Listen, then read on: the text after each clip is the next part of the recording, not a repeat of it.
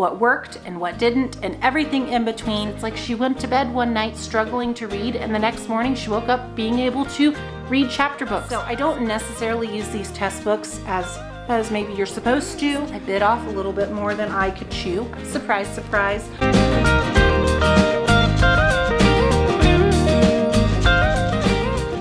Hey guys, welcome back. Today's video is going to be my third grade curriculum wrap-up video where I'm going to talk all about what worked and what didn't and everything in between for my third grader during the 2022-2023 school year. Now, in case you're new around here, hi, my name is Sarah, and this will be my third year that I have completed teaching third grade in our homeschool.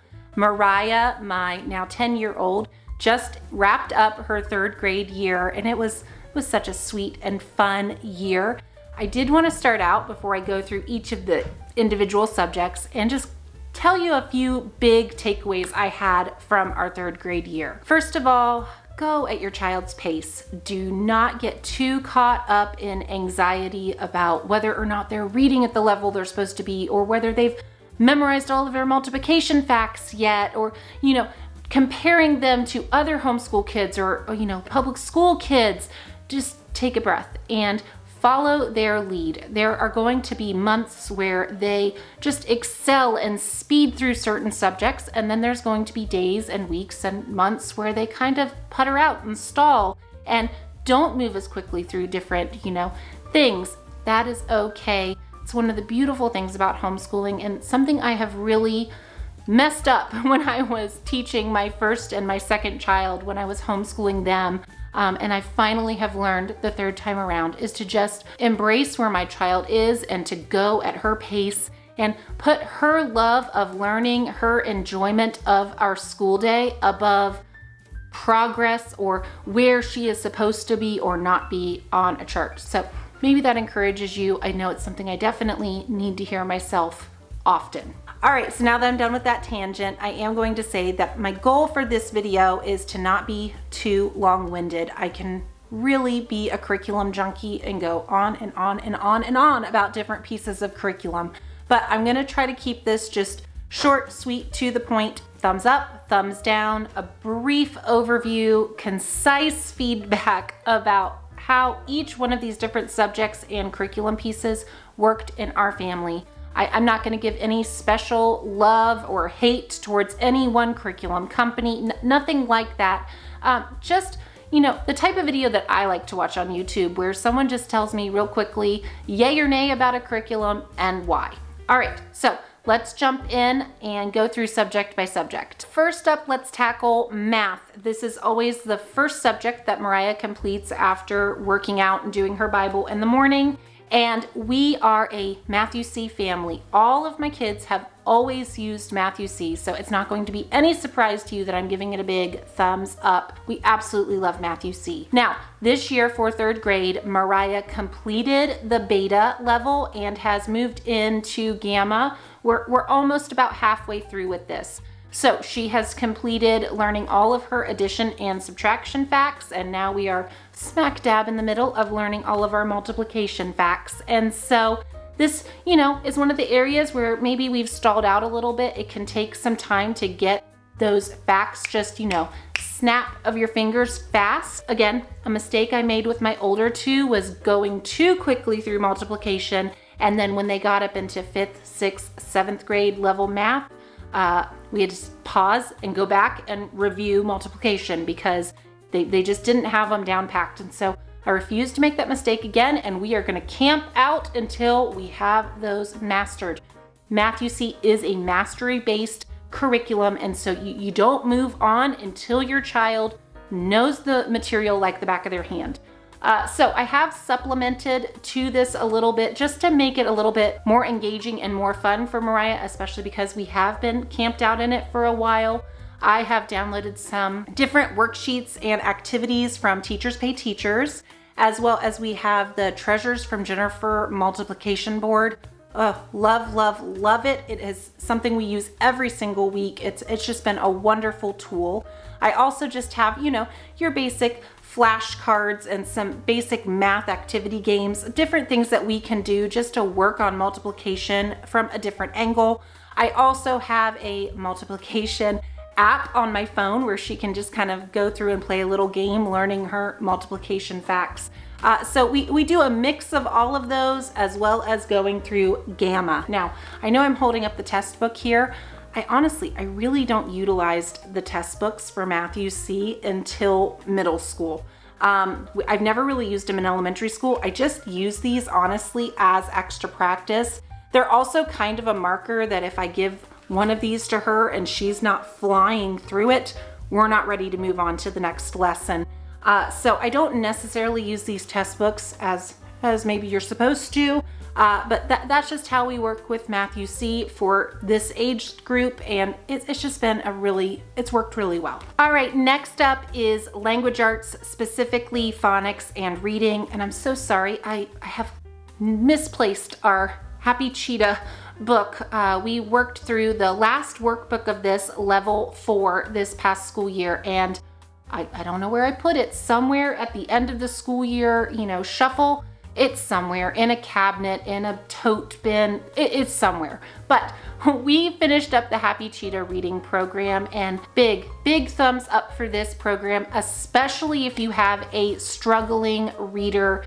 We have really enjoyed Happy Cheetah. It is actually an all-in-one language arts curriculum. It covers spelling and an introduction to letter chunking if you're gonna use spelling UC.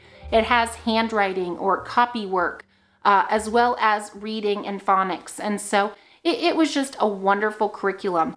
Now I will say, we started out the school year, Mariah was just kind of developmentally getting a lot better in her reading skills. And so we were doubling up lessons to start the school year. And suddenly, I kid you not, it was just magical. One day mid-school year, I went into her room and I found her reading a chapter book for fun. And I was like, what are you reading? And can you tell me about it? And will you read a page to me? And sure enough, she just suddenly was able to read chapter books. It's like she went to bed one night struggling to read, and the next morning she woke up being able to read chapter books. So I don't know if that's because of Happy Cheetah. I don't know if that's just because of something brain developmental wise happened or just something clicked. But I've had that happen with 2 of my kids now, where just something finally clicks with reading and they're suddenly just, you know, avid readers. And so we honestly were able to just fly through the end of Happy Cheetah because her reading just so quickly and naturally improved. And so that's probably why I haven't been able to find her workbook, is because we have not touched it since about February. We really enjoyed it, and then we jumped right into just reading Sophie Mouse books and Heartwood Hotel and just other fun early chapter reading books. We're going to do the Magic Tree House series this year. I put a whole list of reading literature picks that Mariah is going to tackle this summer and moving into next year in my 4th grade curriculum picks video, so I'll make sure to put a link to that down below. Speaking of reading, Mariah completed the Sing, Spell, Read, and Writes readers this year as well. This was just such a huge accomplishment. She was so proud of herself when she finished book 17. This is a curriculum that I've used with all of my kids. This is actually the phonics curriculum that she started with before we jumped into Happy Cheetah. And I love these books. I think they are the best phonics readers on the market. And sadly, I think they are officially out of print. If you hop on Sue Dixon's website, I have had luck with just contacting them personally, and they will make certain materials available. So if you really want to purchase these, maybe just contact their website directly. There's also some of these floating around secondhand on the internet, so good luck, but these are my treasured copies. I probably will save these for grandkids, Lord willing, someday. But Sing, Spell, Read, and Write, if you're looking for a phonics curriculum, an alternative to Happy Cheetah, I would definitely give it a huge thumbs up. Now, speaking of Happy Cheetah, the same author of that program is also the author of Spelling UC, and we love it. We love Spelling UC. You do not have to pair this with Happy Cheetah, but we did because Mariah's older siblings are using this program, and so it was just really easy to take her along for the ride and let her do a workbook as well. I intentionally put her down a level in spelling UC because I wanted this to be an easy subject for her. I did not want this to be challenging. So much of her other things that she was doing this year was really challenging. I just wanted spelling to be easy. And so we have completed Jack and Jill, and we'll be moving into Wild Tales. It definitely comes at spelling from a different angle than most spelling curriculums out there. There is a lot of dictation and copy work, letter chunking.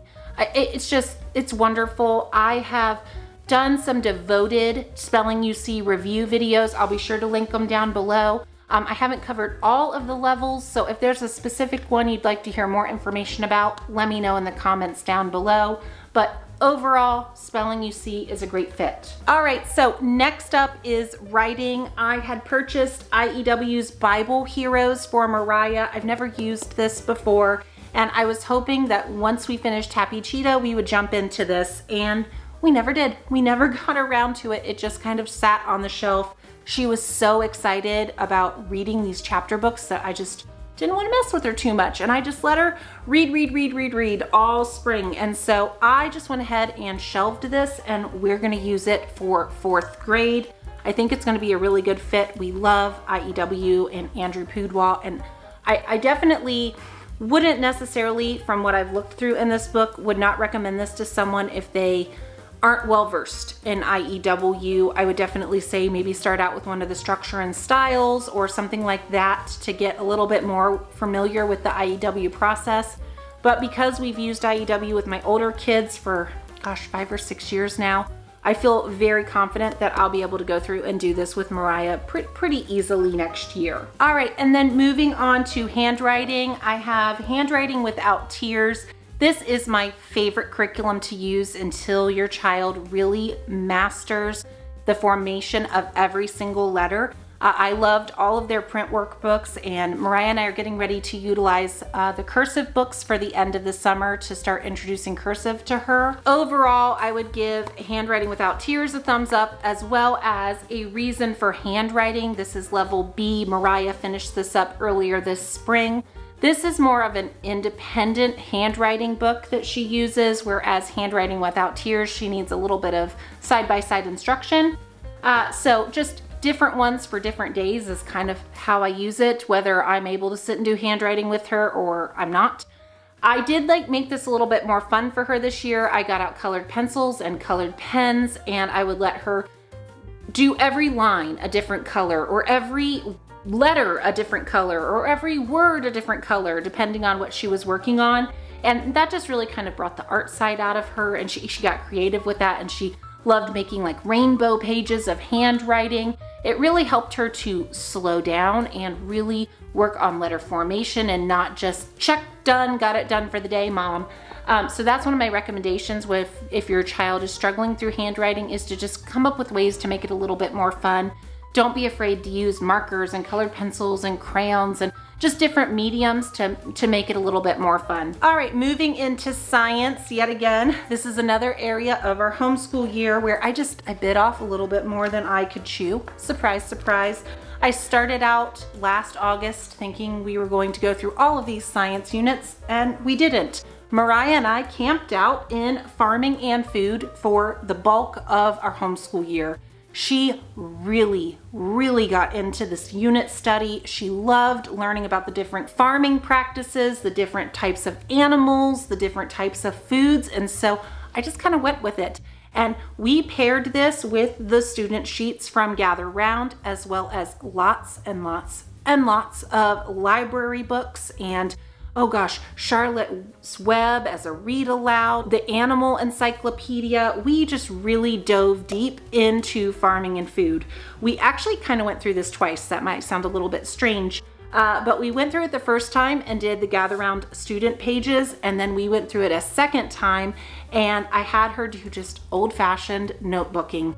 where she would take a piece of paper and write down 3 main things that she learned about that lesson, and then would draw a really beautiful illustration to go with it.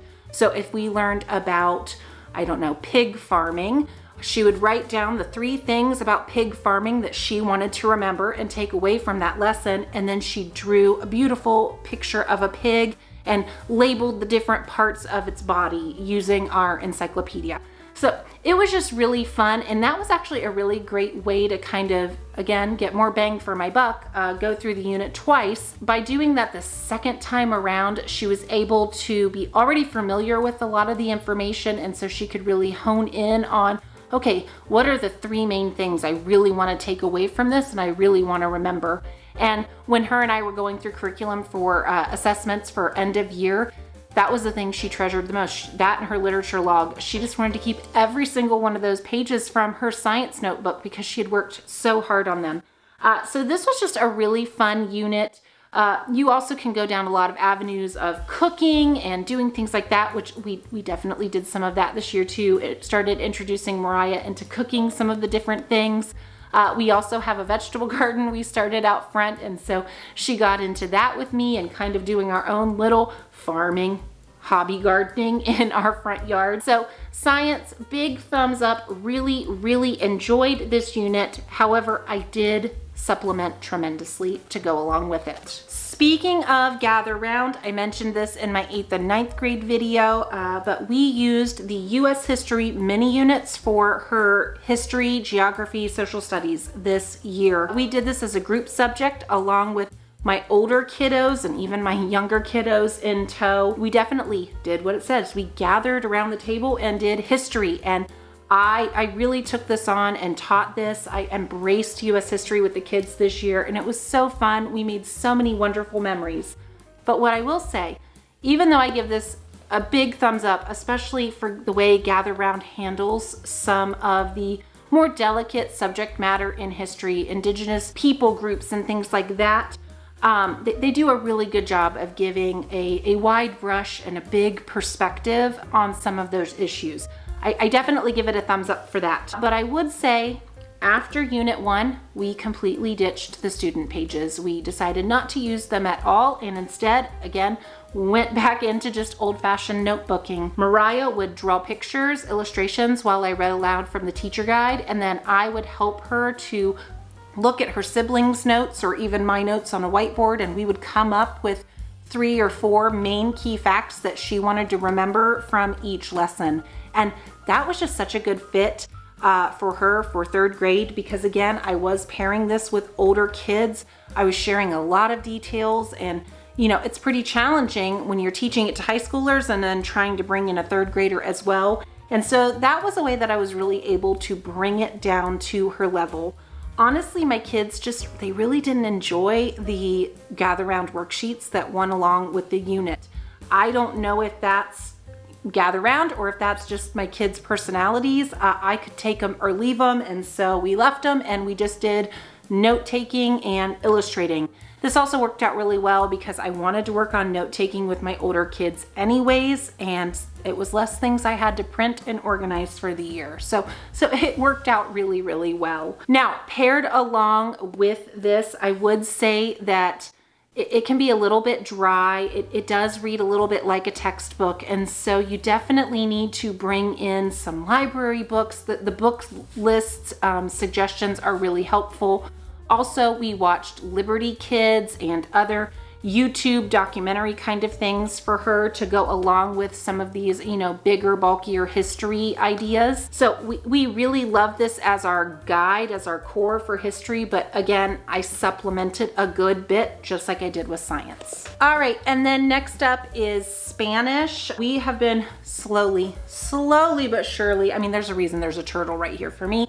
We have slow and steady been working through Song School Spanish. This is just an extra, an elective that we just kind of tag on to our day for Mariah. Her older siblings have been taking Spanish this year for high school, and so this was just kind of a fun way for her to feel included. We didn't get through a whole lot, just, you know, 7 or 8 lessons for the year. but she really enjoyed the DVDs and the music that goes along with it and the flashcards. She liked playing memory and different little games with the flashcards that go along with this curriculum. So overall, I would give it a thumbs up, but for me, it was a little bit much for us to try to tackle this entire curriculum in 1 year with all of the other things that she was doing. And so I definitely give it a thumbs up, but I would recommend to just use it at your own pace. My goal with Spanish in elementary school is to just give them an introduction, give them a little taste of the language, be a little bit familiar with it before they jump into it for high school. All right, guys, and then I'm really sorry, I also have an artistic pursuits book for Mariah. Can't find it, don't know where it is, probably under her bed in her room or something like that. Mariah absolutely loves art, and Artistic Pursuits is a really good fit for her, especially any of their books that come with a DVD. She's really enjoyed that, and she loves sitting down with me and asking for my help and my opinion on each of the different art projects. Again, like with Spanish, this is just an add-on. This is just something extra we just have as an option for her when she wants to do some more school. And Artistic Pursuits has just been a wonderful art program for her, and we're gonna keep using it. She's gonna go into some drawing and some painting classes next year.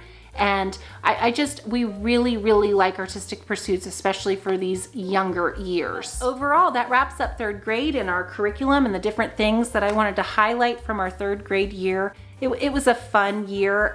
It just, it feels like early elementary school is coming to an end, and that's sad, but she is super excited and pumped for 4th grade, and so am I.